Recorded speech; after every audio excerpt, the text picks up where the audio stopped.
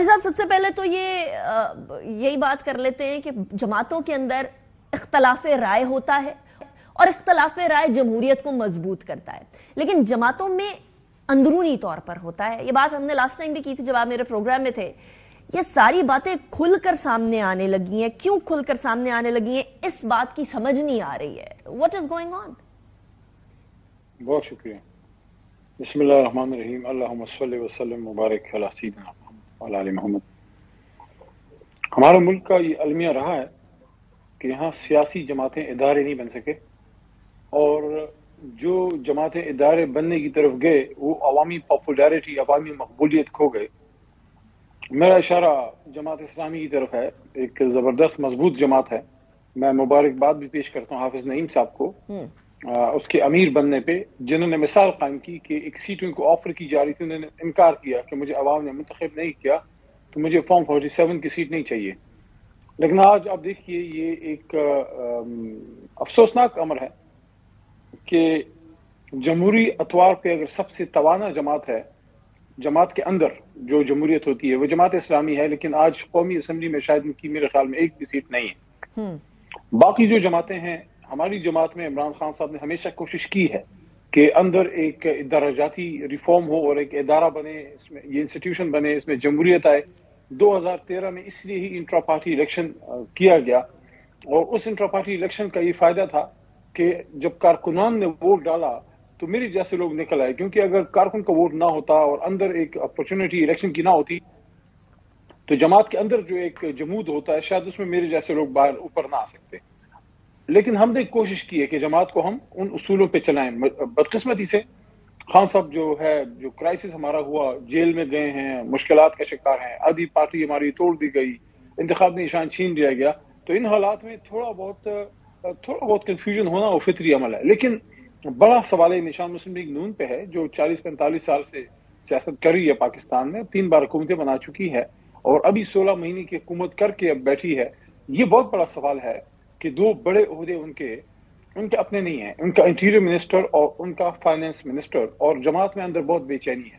تو اسی طرح پیپلز پارٹی کو دیکھ لیں کہ بہت سے لوگ جو منتخب ہو کے آئے ہیں ایوان بالا میں، تو اگر محترمہ بے نظیر بھٹو شہید صاحبہ کی سیاست ہوتی تو کیا اس طرح کے لوگ آ سکتے ہیں؟ ہمارے شخصیات سے کوئی کام نہیں ہے. ہم وہ طریقہ کار پہ ہمارا سوال ہے کہ سیاسی جماعتوں کے اپنے کارکن جو ہیں ان کو ان کی جماعتوں کی ریپرزنٹیشن کرنی چاہیے. تو اجمالی بات یہ ہو گئی کہ آپ کی بات بہت حد تک صحیح ہے.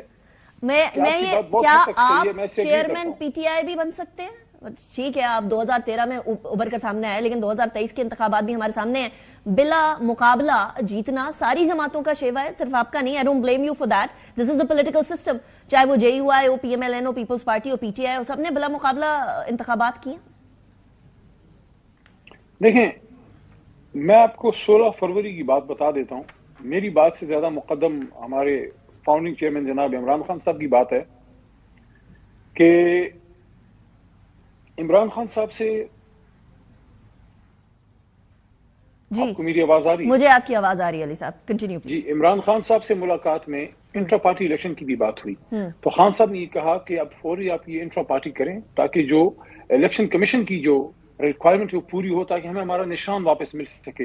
پھر انہوں نے یہ کہا کہ ایک بڑا الیکشن ہم جماعت میں کریں گے تاکہ اس میں اسی طریقے سے جس طرح ہماری سوچ ہے جماعت کے اندر ایک جمہوریت آئے. آپ نے پوچھا کہ کیا آپ چیئرمین بن سکتے ہیں؟ ہاں، جب کبھی الیکشن ہوگا، اوپن الیکشن ہوگا، جب وقت آئے گا. میرے خیال میں ابھی وقت نہیں ہے، اور میں یہ بھی سمجھتا ہوں بحیثیت سیاسی کارکن کے، کیونکہ میرے پاس کوئی انتظامی عہدہ نہیں ہے، میں سیاسی کارکن کے طور پہ آپ کی بات بتا رہا ہوں. عہدہ وہی اچھا ہوتا ہے جو آپ کو الیکشن کے بعد ملے، کسی بھی الیکشن کے بعد، کیونکہ اس میں ایک توانائی ہوتی ہے، اس میں ایک ڈیموکریٹک سٹرینتھ ہوتی ہے. اچھا، ابھی آپ نے ڈیموکریٹک سٹرینتھ کی بات ہی کر لی ہے، اور یہ جو تناؤ ہے اس کی بھی ہم بات کر رہے ہیں. ابھی جو ڈسکس ہوا ہے پارٹی امور چلانے کے لیے کور کمیٹی سے اوپر ایپیکس کمیٹی ہوگی. اب یہ ایپیکس کمیٹی میں کون ہوگا، کس طرح سے ہوگی، پارٹی کے معاملات کو بہتر طریقے سے کیسے چلایا جا سکتا ہے؟ بیکاز ابھی تک تو باقاعدہ طور پر اڈیالہ سے پتہ چل رہا ہے نا کہ کیا کرنا ہے اور کیا نہیں کرنا، اور اس حساب سے کور کمیٹی چل رہی ہے.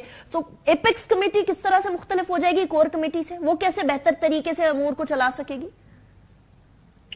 مجھے اس کے بارے میں زیادہ معلومات تو نہیں ہے، لیکن میرے خیال میں ایک کمیٹی ایسی موجود تھی خان صاحب کے ٹائم جب وہ جیل جا رہے تھے، اس ٹائم سے جو ایک انتظامی امور کے حوالے سے ایک شارٹ کمیٹی آپ کو ہمیشہ چاہیے ہوتی ہے، کیونکہ ہماری جو کور کمیٹی ہے وہ آپ کوئی 75% ہے میرے خیال میں اس میں، تو آپ کو ڈے ٹو ڈے رننگ کے لیے ایک چھوٹی کمیٹی چاہیے ہوتی ہے. تو تمام جماعتیں اپنی جماعتوں کو بہتر طریقے سے چلانے کے لیے ورکنگ کمیٹیز، مختلف اسٹینڈنگ کمیٹیز یہ بناتے رہتے ہیں. تو میں نہیں سمجھتا کوئی ایسی ایکسٹرا آرڈنری بات ہے. ٹھیک ہے.